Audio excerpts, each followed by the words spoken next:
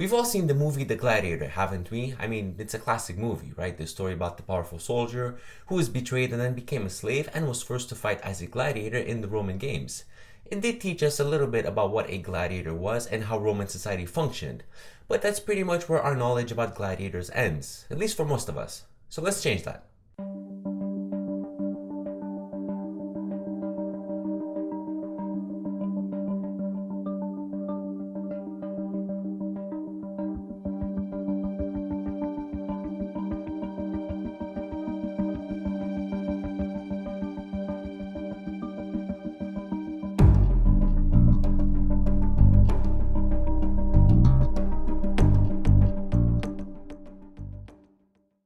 Now I'm going to assume that you all know what a gladiator is. If you don't know, well, a gladiator was a fighter who fought usually to the death in the Roman society, and these fights could get huge. I mean, they could fill out stadiums with about 80,000 people. One of the most famous gladiator arenas is, of course, the Colosseum, located in the heart of Rome, the Roman capital. This was the place to go to be entertained in Roman society. Just like today we have big sporting events that can fill out a whole stadium, well, these gladiator fights would do the same.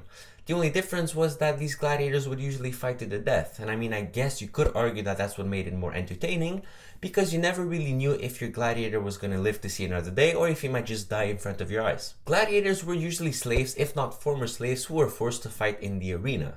They were usually owned by rich aristocrats or politicians, and of course, when we're talking about politics, you can be sure that these gladiators were used to influence politics and even gain votes.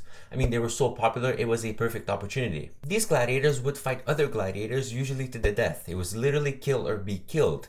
The only option that you did have was that if you saw that you were being defeated, you could potentially just drop your weapon and raise your index finger, which would signal that you were admitting defeat. You were then subject to a decision. Do they let you live or do they kill you? If unfortunately they chose to kill you, then you would have no choice but to accept your death without offering any resistance. It was actually frowned upon to offer resistance because you already said that you were defeated. Now, the person who would make the decision would usually be the emperor if he was present. If not, it was the sponsor of the games.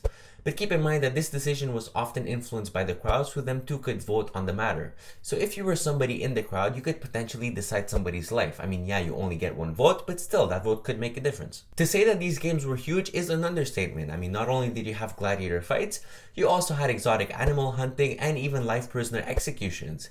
If you were a prisoner in Roman society, you could potentially be sent to the Colosseum to be killed in front of 40,000 people. Just think of it in terms of a show that you go and see today. I mean, you have the warm-up act and then you have the main show. Well, that's exactly how the Romans proceeded. They even had the schedule posted so you knew exactly what to expect. And of course, just like we have celebrities today, these gladiators became celebrities themselves. I mean, they had statues dedicated to them, they had wall paintings illustrating their biggest victories, and they were incredibly popular with the women. These gladiators were actually living the celebrity lifestyle, with the only difference that they were still slaves and that they could die at any moment, but at least they got to enjoy life while they were alive. Now, if you were a gladiator and you were forced into the arena, you pretty much had no choice to fight, whether you liked it or not.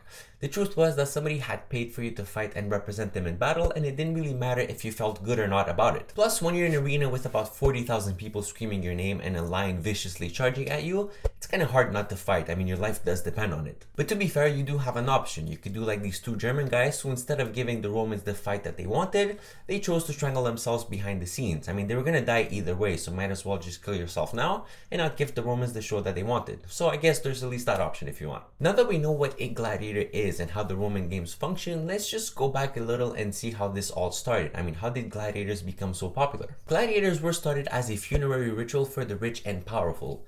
When a rich person would die, they would have two fighters fight to the death to see who would accompany that person in the next life. Since both of these men were strong fighters, it was believed that the one who died and lost the battle would be perfectly able to protect the rich person in the next life. I mean, that's what they believed. As these fights became more and more popular, the religious and spiritual part kind of got brushed off to the side, which I guess makes sense because the fights were entertaining enough by themselves. And they were so entertaining that they became the main form of entertainment in Roman society for at least 1,000 years. I mean, you even had gladiator schools that were designed to produce the best gladiators there ever was. The fighters in those schools were still slaves and were still being treated as such. The only difference was that they had exceptional medical care, which again makes sense because as the owner of a gladiator, you would have wanted your fighter to be in the perfect shape to fight for you in battle. And when you have something that becomes so popular so quickly, it's bound to become unpopular at some point.